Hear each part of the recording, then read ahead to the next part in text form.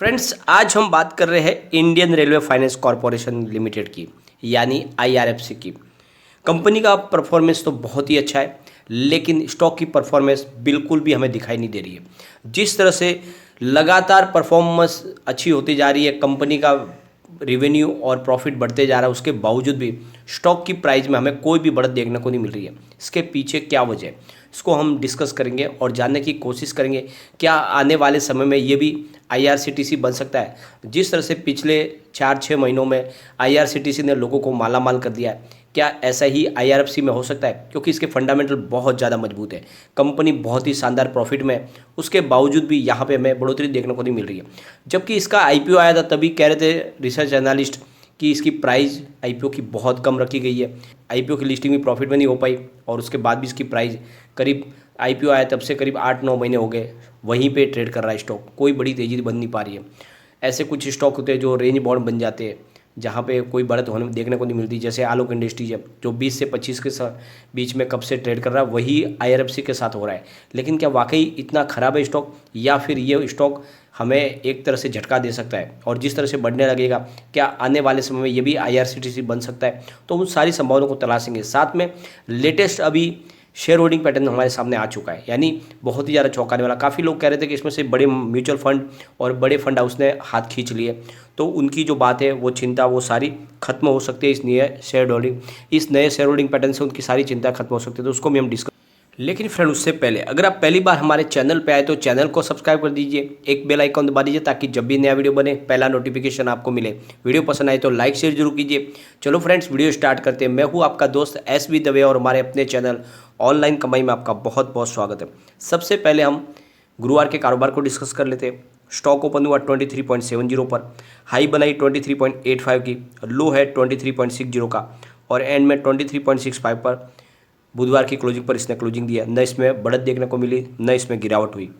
अगर हम बात करें इसके बीएससी की, बीएससी में 12,48,000 का वॉल्यूम हुआ और सामने 5 लाख की डिलीवरी उठाएगी, और डिलीवरी का परसेंटेज है 40.28%। बात अगर एनएससी की करें तो 1,26,7,02,000 का वॉल्यूम हुआ और सामने 62,93,000 की डिलीवरी उठाएगी, और डिलीवरी का परसेंटेज 49.55% है। तो बहुत ही शानदार, करीब 50% के आसपास डिलीवरी बेस काम हुआ। काफ़ी अच्छी इसमें खरीदारी हो रही है, लोग अब इसमें स्टॉक लेके रख रहे हैं। आने वाले समय में स्टॉक बहुत तेज़ी से आगे जा सकता है। फ्रेंड्स, ये इतनी मजबूत कंपनी है कि ये स्टॉक कभी भी इस लेवल पे रह नहीं सकता है। जब भी इसमें तेज़ी का माहौल बनेगा तो स्टॉक बहुत तेज़ी से आगे बढ़ेगा, और फिर जब ये बढ़ने लगेगा तो आप सोच नहीं पाओगे इतनी तेज़ी से स्टॉक बढ़ जाएगा। इस समय ये खरीदारी का मौका है, जितना हो सके आप इसमें खरीदारी करके रखें। यहाँ पे आपका लॉस की संभावना बहुत कम है, क्योंकि स्टॉक 20 से नीचे जाने की कोई संभावना नहीं, चाहे कितना भी बड़ा करेक्शन आ जाए। और जब बढ़ने लगेगा तो इसकी प्राइस बहुत तेज़ी से बढ़ेगी, क्योंकि कंपनी का परफॉर्मेंस बहुत ही अच्छी है। एक बार हम इसके वॉल्यूम को एनालिस कर लेते हैं। पिछले 1 महीने पहले इसका 2 करोड़ का वॉल्यूम था, 1 वीक पहले 1 करोड़ का वॉल्यूम हुआ था, और बुधवार को इसका 2 करोड़ का वॉल्यूम हुआ था, गुरुवार को 1 करोड़ का वॉल्यूम हुआ। तो लगभग एक जैसे वॉल्यूम में ही स्टॉक ट्रेड कर रहा है, काफ़ी ज़्यादा स्टेबल है स्टॉक। 20.80 इसका 52 वीक का लो है, और 26.70 इसका 52 वीक का हाई है। अब हम चलेंगे इसके शेयर होल्डिंग पैटर्न की तरफ। हमारे पास सितंबर की शेयर होल्डिंग पैटर्न आ चुकी है, क्योंकि काफ़ी लोग कह रहे थे कि इसमें से लगभग एफआई ने अपने हाथ खींच लिए, बड़े फंड हाउस इसमें निवेश नहीं कर रहे, म्यूचुअल फंड का भी निवेश नहीं है। तो ये बातें ऐसी नहीं है, यहाँ पे कोई इतना निवेश घटा नहीं है, बहुत अच्छा निवेश है। उल्टा एफआई ने तो अपना निवेश बढ़ा दिया है, जो एक बात साबित करती है कि एफआई को हमारे हिंदुस्तान के इस मार्केट की पूरी नब्ज़ पता है। वो ऐसे स्टॉक में ही दाव लगाते हैं जहाँ पे उनको कम समय में अच्छा प्रॉफिट मिल सके। तो उनकी नज़र में एक ऐसा स्टॉक है जहाँ पे उनके कम समय में अच्छा प्रॉफिट मिल सकता है, तो उन्होंने सितंबर क्वार्टर में भी अपना निवेश बढ़ाया है। तो बात कर लेते हैं पहले प्रमोटर होल्डिंग की। 86.36% की प्रमोटर होल्डिंग है जो गवर्नमेंट की है, 3 क्वार्टर से अनचेंज है। कोई भी यहाँ पे शेयर है, कोई गिरवी नहीं है, ये सबसे अच्छी बात है। एफआईए की बात करें तो 1.44% की होल्डिंग मार्च क्वार्टर में थी, जून क्वार्टर में उनकी होल्डिंग घटी है, यानी 0.86% की होल्डिंग हुई है। लेकिन सितंबर आते आते होल्डिंग फिर से उनकी बढ़ गई है, यानी 1.06% की होल्डिंग हो गई है। अगर बात करें हम डीआईए की तो 4.24% की होल्डिंग मार्च में थी, जून क्वार्टर में उनकी 3.75% की होल्डिंग हुई, और सितंबर में 3.19% की होल्डिंग हुई। तो यहाँ पे बड़े फंड हाउस जरूर इसमें अपनी होल्डिंग थोड़ी कम कर रहे हैं। बात कर लेते हैं म्यूचुअल फंड की, तो 3.02% की होल्डिंग मार्च क्वार्टर में थी, जून क्वार्टर में 2.62% की हो गई, और सितंबर में 2.08% की होल्डिंग हो गई। तो हमारे यहाँ के जो म्यूचुअल फंड है उनकी थोड़ी होल्डिंग घटी है, DI की होल्डिंग घटी है। ये बात अलग है कि अभी भी अच्छी खासी होल्डिंग उनकी बची हुई है, थोड़ी सी मामूली उन्होंने होल्डिंग कम की है, लेकिन FI ने अपनी होल्डिंग को बढ़ा दिया है, जो बहुत अच्छी बात है। अदर्स की बात करें तो 7.96% की होल्डिंग मार्च क्वार्टर में थी, जून क्वार्टर में उन्होंने 9.03% की होल्डिंग कर ली और सितंबर क्वार्टर में यहाँ पे 9.39% की होल्डिंग हो गई।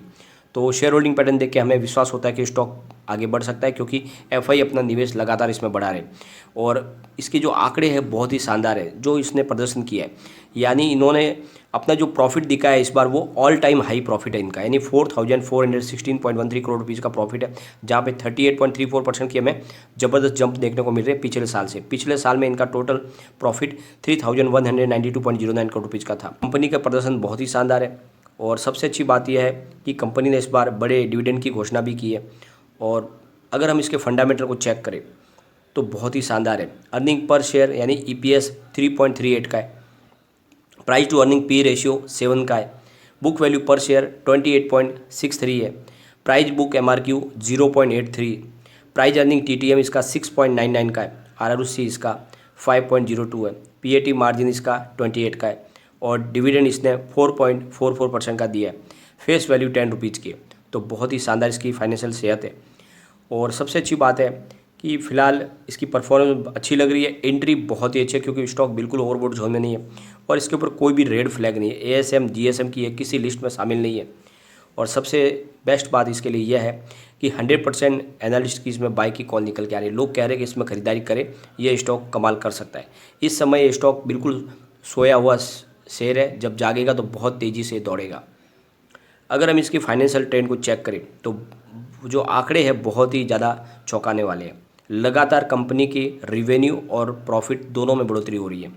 2018 की बात करें तो 9.27 थाउजेंड करोड़ रुपीज़ का इनको रेवेन्यू मिला था और प्रॉफिट इनका हुआ था 2.05 थाउजेंड करोड़ रुपीज़ का।